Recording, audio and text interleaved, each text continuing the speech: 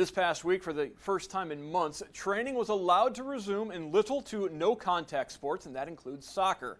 We checked in with the Pacesetter Soccer Club in Toledo to see how they are preparing for the return to the pitch. What we've been doing is working closely with Ohio North, the USYS, United Soccer Youth Soccer Association, and what we're trying to do is put together the best plan to be able to get on the field, the safest plan to be able to get on the field, and just take all the appropriate measures, obviously from local government, state government, national government, as well as our governing bodies, to be able to never put our kids in a bad situation. But it's so exciting for us to be able to get back out on the field, and I know for our kids that we've been in constant contact through Zoom, doing a lot of video conferencing, homework, talking to, staying with them throughout this time. I know that our kids are extremely excited as well too. Hours of meetings with one goal in mind: a return to soccer training this coming week as safely as possible. For us, the biggest challenge is making sure safety first and foremost is paramount. And I think understanding the nuances, because soccer has so many moving parts,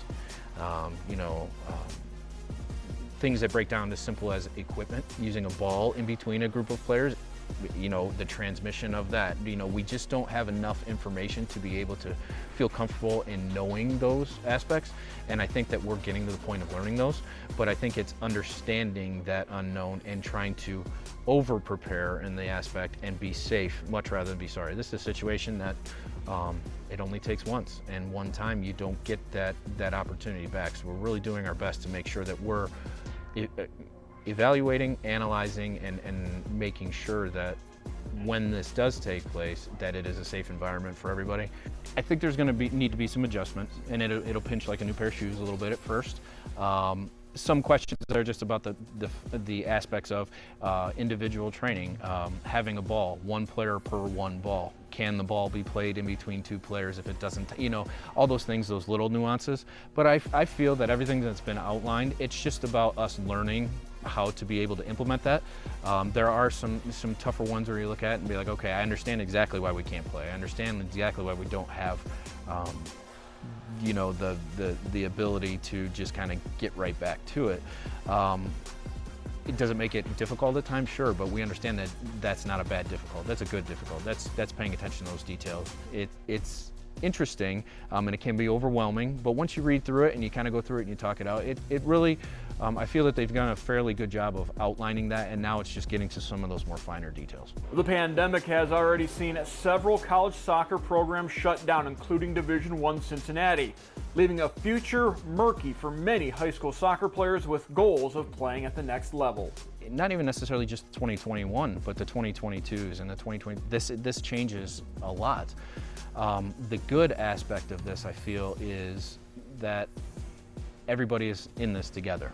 So I think that there is obviously, if you look at the surface aspect, it's tough, it's difficult, and we don't have those answers. But I think there is an underlying aspect that everybody wants to get back and do that, because whether you're a player or you're a coach, you're trying to build or be a part of the best program you can be.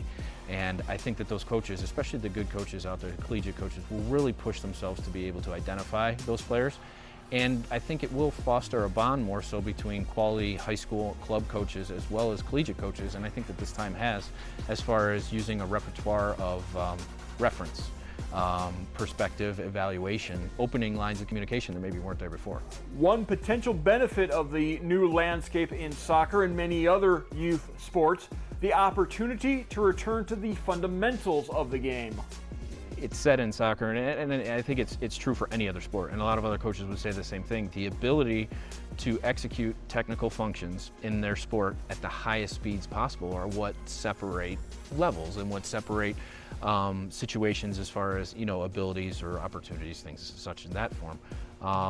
But I think being able to pay attention to the fine details, that right now we would be in the midst of preparing for State Cup. We would have been through the end of our season. We're going to go after a state championship right now. And we wouldn't be necessarily able to focus maybe on some of those finer details to build from that certain point. We'd be polishing off. We would be, adapting tactically to things we need to do, what we've seen from our teams. And while there's definitely merit and enjoyment in that, it's kind of interesting for us to really get back down to that technical function, to be able to, as a lot of our players have, they've been working hard while they've been away from us and doing it individually.